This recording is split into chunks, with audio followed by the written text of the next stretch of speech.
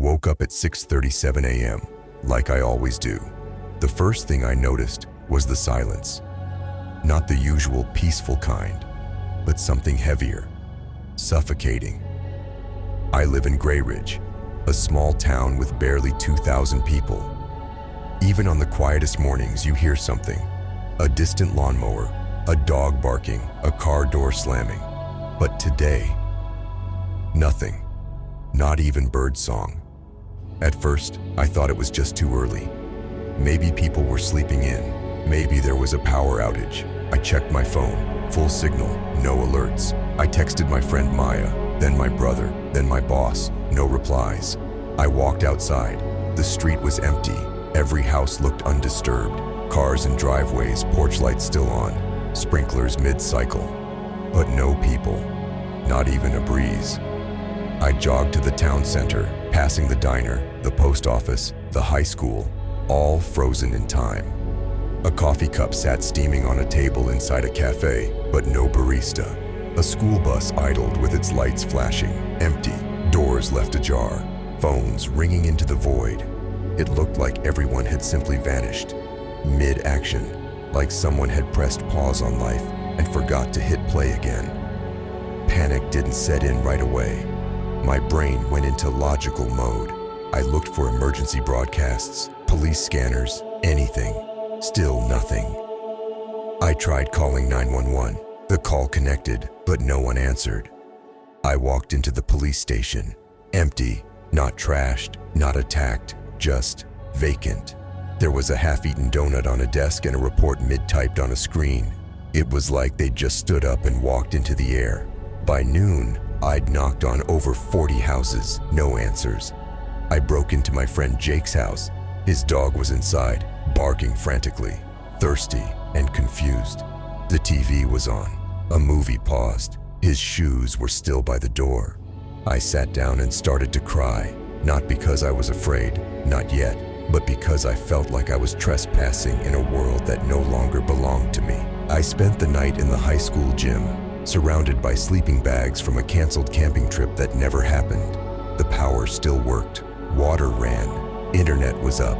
It was like the infrastructure stayed, but the humanity was erased. I didn't sleep. I kept hearing things, not real sounds, but the kind your brain invents in desperation. Laughter, footsteps, a door slamming. But whenever I checked, nothing. The second day was colder, not weather-wise, just colder. The air felt thick. Clocks had stopped at random times. Phones reset to factory mode.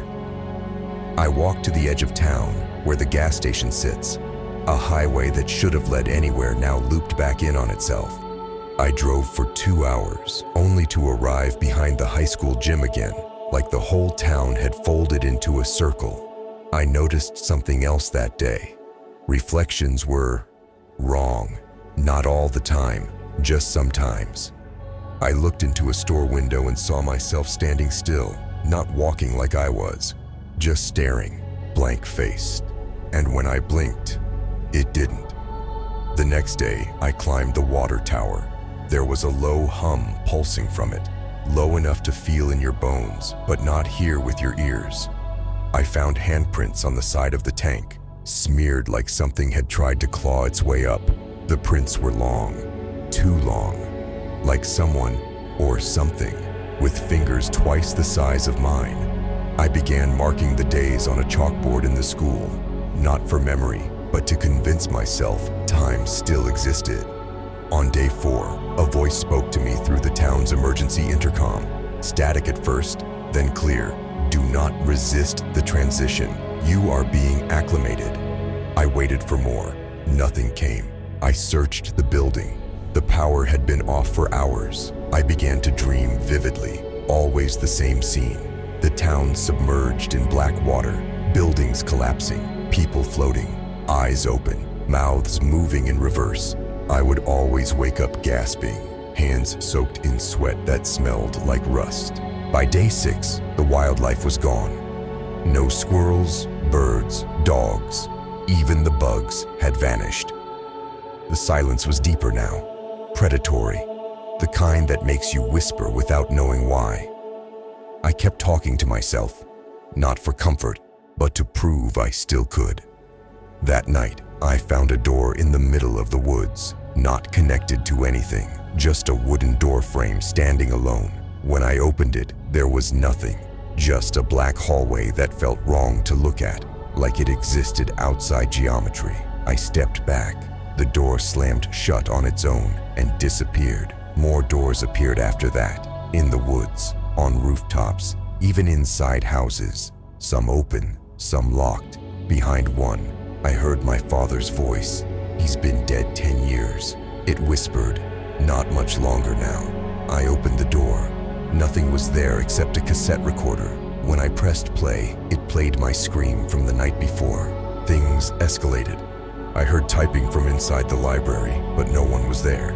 I saw streetlights bend as I passed. Trees leaned toward me.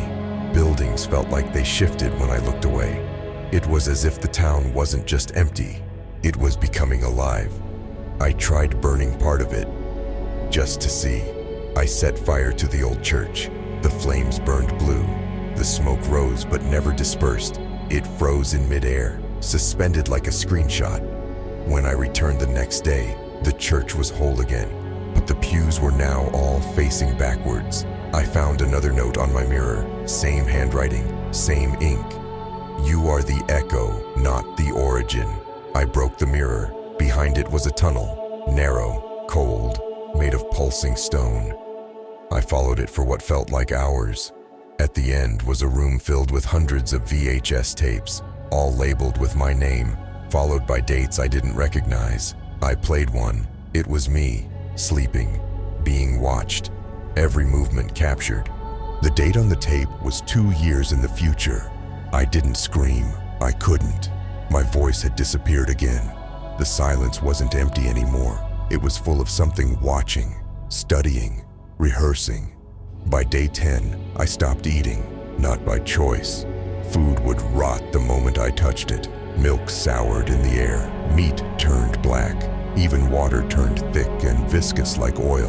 The grocery store still looked stocked, but everything was hollowed, just packaging with nothing inside. I began finding messages carved into surfaces, walls, trees, my own skin, while I slept.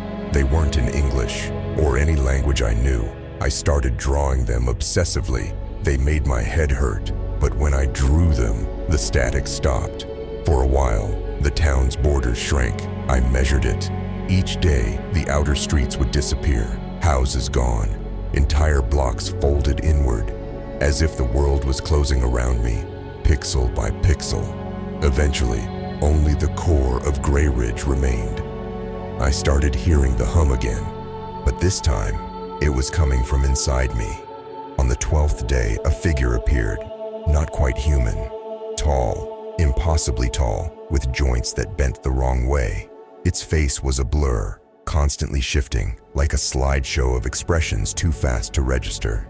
It didn't move, just stared. When I blinked, it was closer. When I looked away, it whispered. It never touched me, but I felt its fingerprints on my thoughts. I don't know how long it's been now. Time isn't real here anymore. I speak in riddles to stay sane. I write words backward to keep my mind from shattering. I've found dozens of versions of myself, in reflections, in shadows, even in dreams. One of them tried to kill me. Last night, I found the town square replaced with a giant crater. Inside was a staircase that spiraled down into pure darkness. I walked for hours, maybe days. At the bottom was a single white room with a chair and a screen. The screen flickered to life and showed me this, me, right now. Writing this, watching this, speaking this, and then the voice spoke one last time. You are not alone. You are not awake. You are the signal. Now I sit here, in a version of Grayridge that barely resembles what it was. The sky is split, the grass bleeds, the sun flickers like a dying bulb. But I understand now. They didn't disappear. I did.